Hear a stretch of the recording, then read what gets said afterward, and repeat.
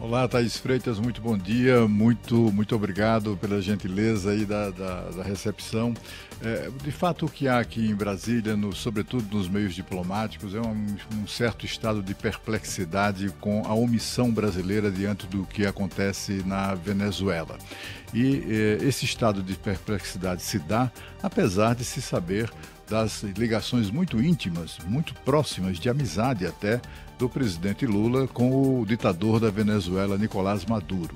Nicolás Maduro, inclusive, foi recebido com todas as honras aqui em Brasília, depois de muito tempo, ausente aqui enfim, de encontros oficiais, porque os governos brasileiros não queriam saber dele. E aí ele, depois da posse de Lula, ele veio aqui, pintou e bordou, né? Incluindo a agressão a jornalistas, como a gente viu aqui na visita do ditador. Bom, o fato é que esse episódio da eleição colocou em xeque essa posição brasileira.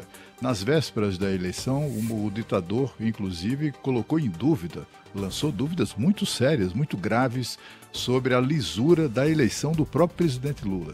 Apesar disso, a atitude do governo brasileiro seguiu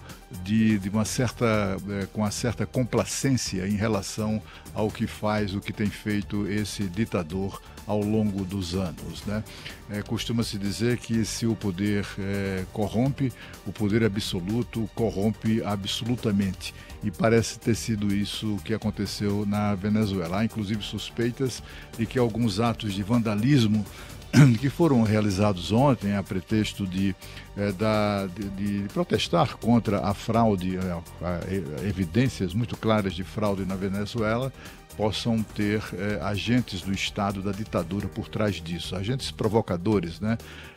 Por exemplo, houve uma destruição da estátua, da imagem de uma santa muito popular, que foi arrastada pelas ruas, etc. e tal. Não havia nenhuma razão para isso, mas enfim, havia razões também para que a ditadura, que como qualquer ditadura não tem nenhum escrúpulo, pudesse eventualmente fazer isso, porque é algo que só interessa mesmo ao discurso da ditadura, por isso ninguém acredita nem mesmo nisso, né, que as pessoas sejam culpadas disso que o Nicolás Maduro atribui a elas, né, esses atos de vandalismo.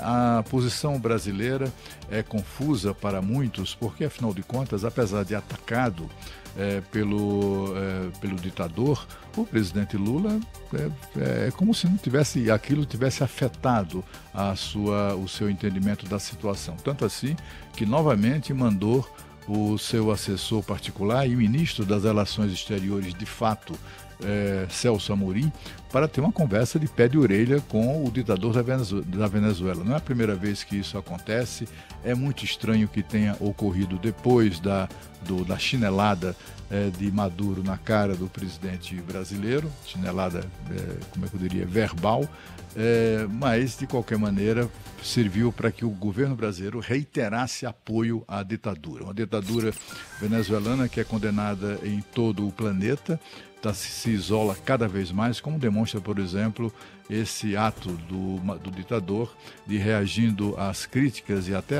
algumas que nem não chegaram a ser críticas, mas ponderações de países que o consideram que há uma possibilidade, há evidências muito fortes de que houve fraude. Ele simplesmente rompeu relações com esses países. E o que é que o Brasil fez? Nada.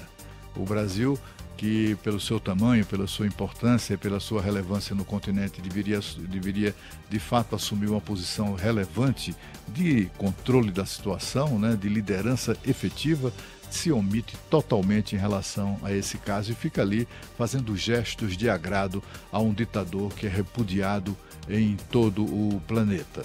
A gente assistiu, como disse a Thaís, Maria Corina Machado, que é a principal líder de oposição hoje na Venezuela e que foi proibida pela ditadura de disputar a presidência da República, né, lá da República Venezuelana.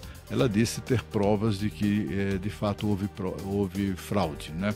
O que se reclama, inclusive o Brasil oficiosamente, né, reclama, é da apresentação do que eles chamam de atas eleitorais.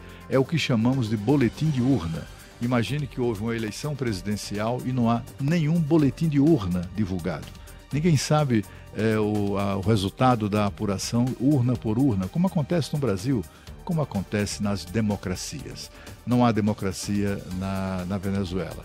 E apesar de todas as pesquisas de institutos absolutamente isentos, né, conhecidos pela isenção, inclusive de fora da Venezuela, terem apresentado uma previsão, todos eles apresentaram uma previsão de votos para Maduro da volta em torno de 30% do total.